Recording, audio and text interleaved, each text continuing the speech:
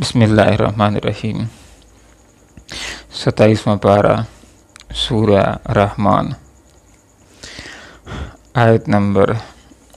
43 تا 47۔ اعوذ باللہ من الشیطان الرجیم، بسم اللہ الرحمن الرحیم۔ هذه جهنم التي يكذب بها المجرمون يطوفون بينها وبين حميم آن فبأي آلاء ربكما تكذبان ولمن خاف مقام ربه جنتان فبأي آلاء ربكما تكذبان۔ صدق اللہ العظیم۔ سبحانک لا علم لنا الا ما علمتنا انک انت العلیم الحکیم۔ ہذہ یہ ہے وہ، جہنم و دوزخ، التی جس کو یکذب جٹلاتے تھے، بہا جس کو، المجرمون مجرم لوگ، یطوفون یہ چکر لگاتے رہیں گے، بینہا اس کے درمیان، وبینہ اور درمیان، حمیم آن گرم کھولتے ہوئے پانی کے، فبأی پس کون کون سی، آلائے نعمتوں کو، ربکما اپنے رب کی، تکذبان تم جھٹلاؤ گے، ولمن اور اس کے لیے جو خافا ڈرا، مقامہ کھڑا ہونے سے، ربی اپنے رب کے سامنے، جنتان دو باغ ہیں، فبأی پس کون کون سی آلائے نعمتوں کو، ربکما اپنے رب کی، تکذبان تم جھٹلاؤ گے۔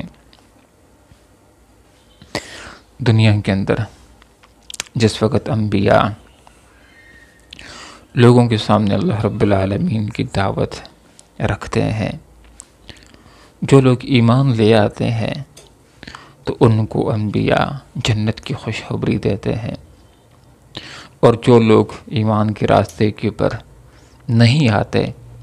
انبیاء ان کے لیے نذیر کی صفت بھی رکھنے والے ہوتے ہیں، ان کو متنبہ کرتے ہیں کہ لوگوں، اگر تم ایمان نہ لائے اور ظلم کے راستے کو اختیار کیا، گناہوں اور کفر اور شرک کے راستے کو اختیار کیے رکھا، تو اس کے بدلے کے اندر تمہیں دنیا کے اندر بھی سزا مل سکتی ہے،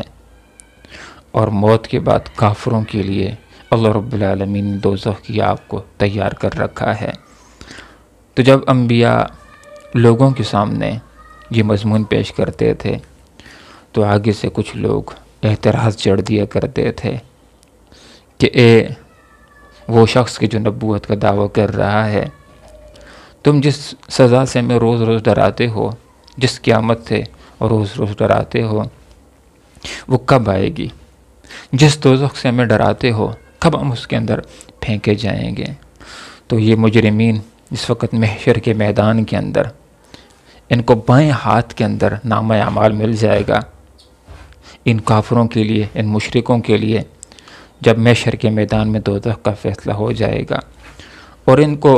دوزخ کے اندر پھینک دیا جائے گا، تو نفسیاتی سزا کے طور پر ان کے لیے یہ بھی کہا جائے گا، ہذہ جہنم، یہ ہے وہ دوزخ، التی یکذب جس کو جھٹلاتے تھے، بہا اس کو، المجرمون مجرم لوگ، اس وقت ان سے کہا جائے گا کہ یہ ہے وہ دوزخ کہ جس کو تم جھوٹ قرار دیتے تھے، آج تم اس کا مزہ چکھو، اس کے اندر تم چلے جاؤ۔ جس وقت یہ دوزخ کے اندر چلے جائیں گے تو عمومی طور پر جس سزا کے اندر یہ سارے دوزخی ہوں گے، وہ آگ کی سزا ہوگی، وہ آگ کی جو دنیا کی آگ سے 69 گنا زیادہ گرم بھی ہے، جس کا رنگ بھی کالا ہے، اور اس کی اگر 2 جوتیاں بھی کسی انسان کو پہنا دی جائیں تو اس کا دماغ کھولنا اور ابلنا شروع ہو جائے گا۔ یطوفون بینہا، یہ دوزخ کے اندر اور اس کی آگ کے اندر چکر لگاتے رہیں گے، وبین حمیم آن اور گرم کھولتے ہوئے پانی کے، کہ آگ کے گرد چکر لگاتے رہیں گے، آگ کے اندر جل رہے ہوں گے، اور جس وقت ان کو پیاس محسوس ہوگی تو گرم کھولتے ہوئے پانی کے پاس ان کو لایا جائے گا، جس کو پی بھی نہیں چھوڑ سکیں گے اور چھوڑ بھی نہیں سکیں گے، اور جب پینے کی کوشش کریں گے تو یہ ہونٹ بھی گل کر کے نیچے کی طرف آ جائیں گے، اور ان کے پیٹوں کی آنتیں بھی باہر نکل آئیں گی، اور جس وقت ان دوسریوں کو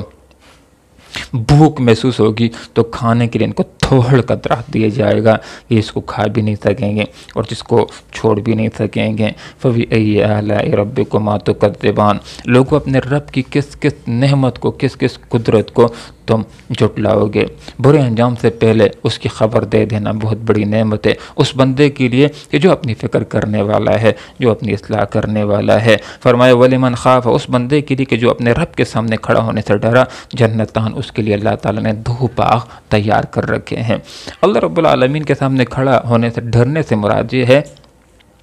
کہ ہر وہ آدمی کہ جس نے اللہ کے سامنے جوابدہی کے احساس کے ساتھ زندگی گزاری، ہر لمحے کے اندر حلال اور حرام کی تمیز کرتا رہا، اس کے دل کے اندر اللہ رب العالمین کی ایک محبت تھی، اللہ رب العالمین کا ایک خوف تھا۔ یہ اللہ تعالیٰ کا خوف، یہ وہ پیاری نعمت ہے کہ جس کی وجہ سے انسان تنہائیوں کے اندر بھی بہترین انسان اور بہترین مسلمان رہتا ہے۔ اسی وجہ سے آپ صلی اللہ علیہ وسلم نے ارشاد فرمایا رأس الحکمت مخافت اللہ، حکمت کی چوٹی اللہ رب العالمین کا خوف ہے، کہ اللہ کا خوف یہ وہ پیاری دولت ہے کہ تنہائیوں کے اندر بھی انسان برائیوں سے بچا رہتا ہے۔ ایک حدیث کا یہ مفہوم ہے کہ آخرت کے اندر اللہ کے عرش کا سایہ ہوگا، اور اللہ رب العالمین کے عرش کے سائے کے علاوہ اور کسی چیز کا سایہ نہیں ہوگا، اور اس سائے کے اندر 7 طرح کے لوگ ہوں گے۔ اس میں سے ایک آدمی وہ بھی ہوگا کہ جو تنہائی کے اندر بیٹھا، اللہ کا خوف اس کے دل کے اوپر آ گیا اور اس سے توبہ کر لی، اس کے آنسو بہہ پڑے، یہ اللہ کا خوف رکھنے والا، یہ توبہ کرنے والا، یہ استغفار کرنے والا، یہ اللہ کی خاطر اپنے آنسوؤں کو بہانے والا، یہ میدان محشر میں اللہ رب العالمین کے عرش کے سائے کے اندر ہوگا۔ وَلِمَنْ خَافَ مَقَامَ رَبِّهِ جَنَّتَانِ، وہ آدمی جو اپنے رب کے سامنے کھڑا ہونے سے ڈرا، اس کے لیے جنتان 2 باغ ہیں۔ مراد یہ ہے کہ ہر جنتی کو اللہ رب العالمین 2 باغ عنایت کرے گا۔ اور صاحب جواہر قرآن نے یہ بات لکھی ہے کہ جنتان سے 2 باغی مراد نہیں ہے، بلکہ یہ تثنیت تکرار کے لیے ہے۔ مراد یہ ہے کہ کئی باغ ہوں گے۔ وہ آدمی جو اللہ کی اطاعت کے اندر زندگی گزار کر کے چلا گیا، اللہ تعالیٰ آخرت کے اندر، جنت کے اندر اس کو کئی باغات دیں گے جس کے اندر طرح طرح کی نعمتیں موجود ہوں گی۔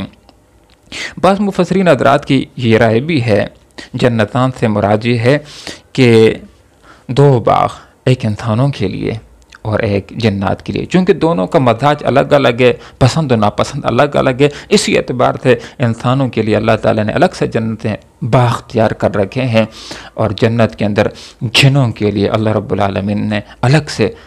باغ تیار کر رکھے ہیں۔ تو جنتان کا چونکہ دونوں کا ذکر ہو رہا ہے تو اللہ تعالیٰ نے جنتان کا تذکرہ کر لیا 2 باغ کا۔ فَبِأَيِّ آلَاءِ رَبِّكُمَا تُكَذِّبَانِ، لوگوں اپنے رب کی کس کس نعمت کو جھٹلاؤ گے۔ جنت خواہشات کی تکمیل کی جگہ ہے، جنت کے اندر انسان چلا جائے گا، اس کی خواہشات کی تکمیل ہو جائے گی۔ اللہ رب العالمین نے قرآن کے اندر ارشاد فرما دی، جس کا مفہوم یہ ہے کہ فرمایا مَا تَدَّعُونَ، جنت کے اندر جو تم چاہو گے تمہیں ملے گا، فِي عِيشَةٍ راضیہ، وہ دل پسند زندگی ہوگی۔ دنیا کے اندر ایک خواہش پیدا ہوتی ہے، کبھی پوری ہو جاتی ہے، کبھی پوری نہیں ہوتی، پھر دوسری پیدا ہو جاتی ہے، ہزاروں خواہشیں ایسی کہ ہر خواہش پہ دم نکلے، بہت نکلے میرے ارمان، لیکن پھر بھی کم نکلے۔ لیکن جس وقت بندہ مومن جنت میں چلا جائے گا، اس کی ساری خواہشیں پوری ہو جائیں گی۔ اللہ رب العالمین سے دعا کرتے ہیں کہ اللہ تعالیٰ ہمیں اس بات کی توفیق عطا فرمائے کہ ہم اس طرح زندگی گزار لیں کہ ہمارے دل کے اندر اللہ کی محبت بھی ہو، جس کی وجہ سے نیکیاں کرنا آسان ہو جاتا ہے، ہمارے دل کے اندر اللہ رب العالمین کا خوف ہو، جس کی وجہ سے گناہوں سے بچنا آسان ہو جاتا ہے۔ اللہ عمل کی توفیق عطا فرمائے۔ وآخر دعوانا ان الحمد للہ رب العالمین۔